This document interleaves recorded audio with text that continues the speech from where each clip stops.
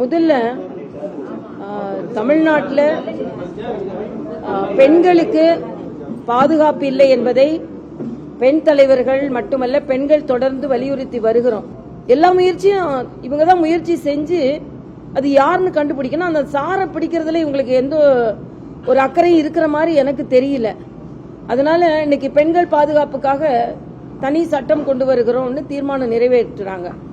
ஆனா அன்றாட அந்த 100 இன்னைக்கு என்கிட்ட ஒரு பத்திரிகை சகோதரி சொன்னாங்க, 100க்கு நீங்க தொலைபேசியில ஒரு அவசரம்னா 100க்கு நீங்க தொலைபேசி செய்து பாருங்க, அந்த பட்டன் அழுத்துங்க இந்த பட்டன் அழுத்துங்க, இன்னும் கொஞ்ச நேரம் வெயிட் பண்ணுங்க. நாம வெயிட் பண்ண முடியாம அவசரத்துல போடுவோம்.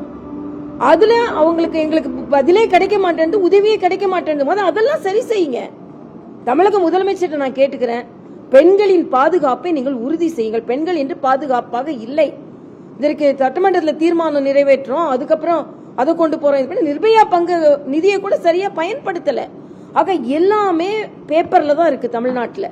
அதனால தமிழக முதலமைச்சரிடம் பெண்களுக்கு பாதுகாப்பு கொடுங்கள் என்று நான் கேட்டுக்கொள்கிறேன். அது மட்டும் இல்லாம இன்றைய காலகட்டத்தில் டங்ஸ்டன் தொழிற்சாலை வருவதற்கு வாய்ப்பில்லை என்று மத்திய அமைச்சர் சொல்லிவிட்டார். 11 மாசம் சும்மா இருந்துட்டு டெண்டருக்கெல்லாம் அனுமதி கொடுத்துட்டு இன்னைக்கு திமுக அரசு அதை எதிர்ப்பதை போல போராடுகிறார்கள்.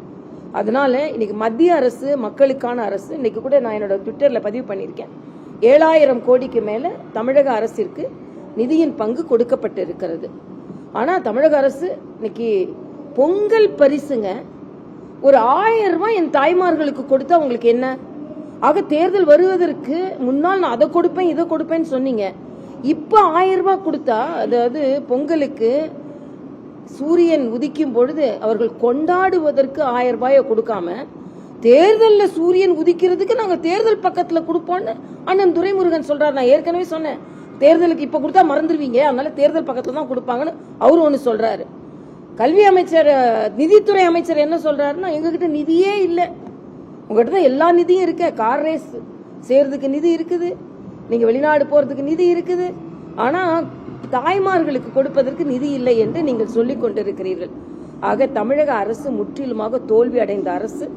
இன்று மரியாதைக்குரிய மோடி அவர்கள் ஆந்திராவுக்கு போய் எவ்வளவு நல்ல திட்டங்களை, பல லட்சம் கோடி திட்டங்களை அந்த ஆந்திரா மக்களுக்கு கொடுத்திருக்கிறார்கள். அதே மாதிரி டபுள் இன்ஜின் கவர்மெண்ட் இங்கே இருந்தா மத்திய அரசோடு சண்டை போடுவது மட்டுமே எனது குறிக்கோள் என்று இல்லாமல் இருந்தால் தமிழகத்திற்கு எவ்வளவு வளர்ச்சி திட்டங்களை கொண்டு வர முடியும்? ஆக அரசியல் செய்து தமிழக மக்களை வஞ்சிக்கிறது திராவிட முன்னேற்ற கழக அரசு என்பதை நான் இங்கே பதிவு செய்கிறேன்.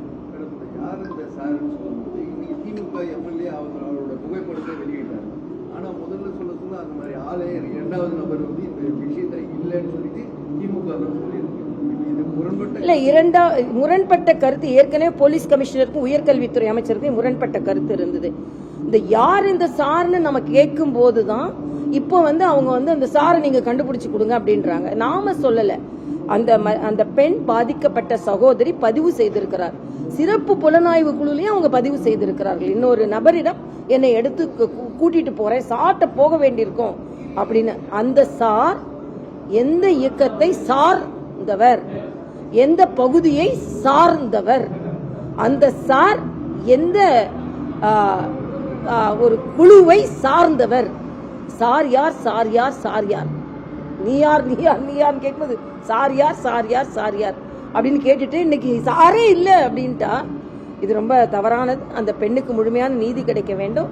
அதனால் நிச்சயமாக தமிழக அரசு இன்னும் கொஞ்சம் தீவிரமா என்ன பொறுத்த வரைக்கும் நான் என்ன நினைக்கிறேன்னா, இந்த வழக்கை தமிழக அரசு தீவிரமாகவே எடுத்துக்கொள்ளல.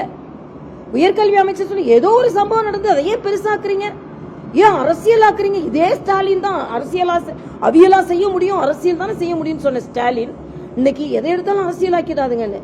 பெண்களுக்கான பாதுகாப்பில் நீங்கள் உதாசீனப்படுத்துகிறீர்கள். இந்த வழக்கை ரொம்ப சர்வசாதாரணமா கையாளுகிறார்கள் என்பது எனது கருத்து. அண்ணா நகர் வழக்கே அப்படிதான் செஞ்சாங்க. இதுக்கு உயர்நீதிமன்றம் தனது தலையீட்டை கொண்டு வந்தது. அதனால் தமிழக அரசு பெண்கள் பாதுகாப்பில் தீவிரமாக இருக்க வேண்டும் என்பது எனது கருத்து.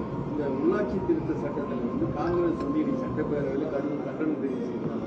கூட்டணி கட்சியா இருந்து கண்டனம் இல்ல, ஏற்கனவே கூட்டணி கட்சிகளால் திராவிட முன்னேற்ற கழக அரசிற்கு கண்டம் வரும். கூட்டணி கட்சிகளினால் கண்டனத்தினால் கண்டம் வரும். அதனால 2026 நீங்க நினைக்கிற மாதிரி இருக்காது.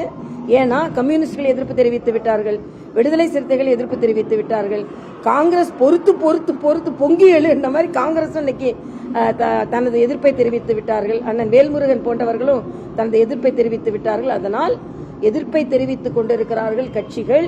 நீங்கள் 2026 திராவிட முன்னேற்ற கழக திராவிட மாடலுக்கு அவ்வளவு எளிதான வெற்றியாக இருக்காது என்பது எனது கருத்து. செய்திகளை உடனுக்குடனும் துல்லியமாகவும் தெரிந்து கொள்ள சப்ஸ்கிரைப் பண்ணுங்க.